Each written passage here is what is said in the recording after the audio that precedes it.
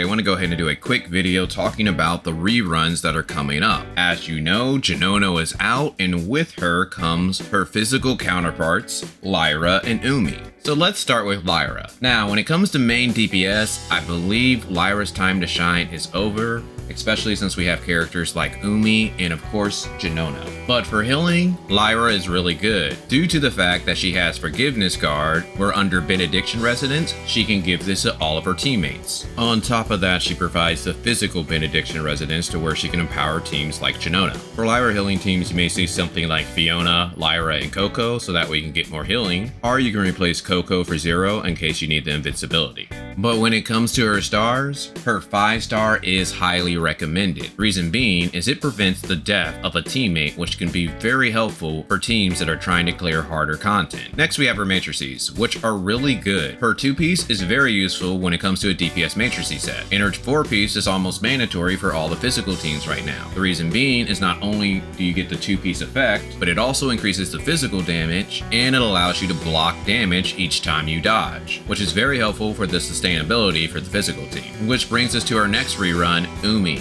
Now, Umi is actually a pretty good pickup, especially with the Gnonno team. If you can get her to 3 stars, the buff that she gives the physical team when she quick swaps to Gnonno is very powerful, outscaling Claudia. On top of that, with further testing, Umi might end up being the main DPS for the meta team, so having a higher star Umi may not be the worst investment in the world. But when it comes to the matrices, I would have to recommend that you pass on those due to the fact that we have Gnonno matrices, and unless you're just trying to have the strongest physical team there really is no reason to pull these matrices, unless you already have them. And lastly, I want to mention Lin because she is getting a rerun as well. So due to the fact that when you pair Lin with Fiona, you now have an altar team, and a lot of the altar teams are very strong, to the point to where if you don't have Lin on your account and you have Fiona, getting an A0 Lin may not be the worst investment in the world. But when it comes to Lin's Ascension/stars, I don't recommend that you pull for those, especially since most of the power is in her 6-star. I would say if you have the resources to get a higher star Lin, you will be better off using those resources for Fiona or Gnonno. And then when you take a look at her matrices, they're just completely outscaled by Fiona matrices. So I don't recommend that you pick these up as well. But those are just my thoughts. Are you guys planning on rolling on any of these characters, or are you just saving for those future 3.0 characters? But other than that, I'll talk with you guys later.